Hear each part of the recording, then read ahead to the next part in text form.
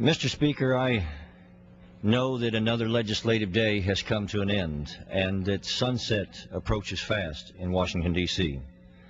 So tonight I want to stand before this House with what I call a sunset memorial.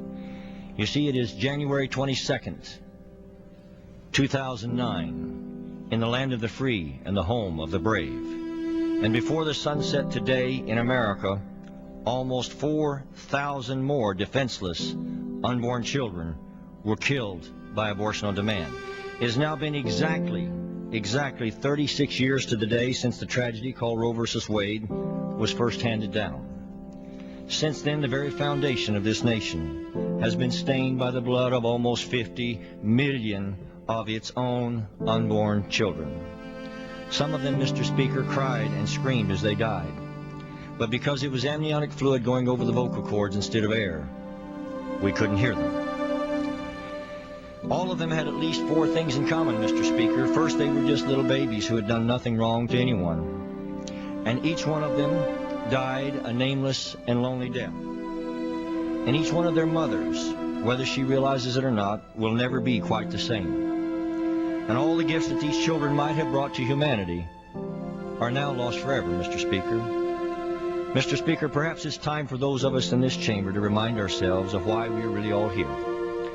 Thomas Jefferson said the care of human life and its happiness, and not its destruction, is the chief and only object of good government. The phrase in the 14th Amendment capsulizes our entire Constitution. It says, "No state shall deprive any person of life, liberty, or property without due process of law." Mr. Speaker, protecting the lives of our citizens and their constitutional rights is why we are all here.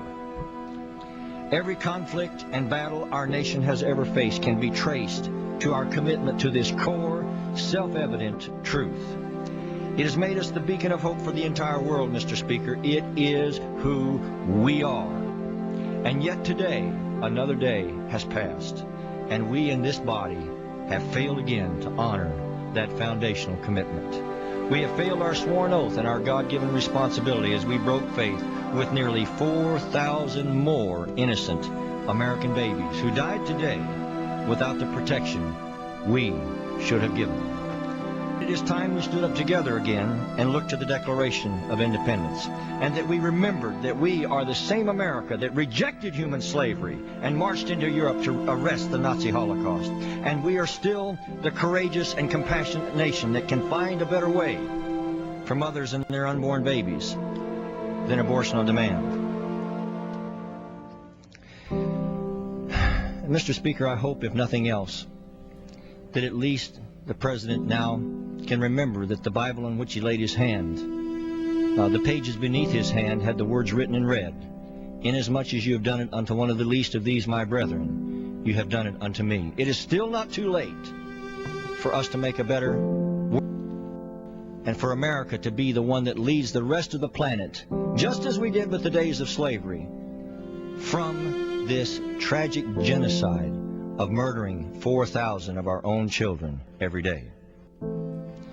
Now, Mr. Speaker, as we consider the plight of the unborn on this 36th anniversary of Roe versus Wade, maybe we can each remind ourselves that our own days in this sunshine of life are also numbered, and that all too soon each one of us will also walk from these chambers for the very last time. And if it should be that this Congress is allowed to convene on yet another day, may that day be the day when we will finally hear the cries of innocent unborn children.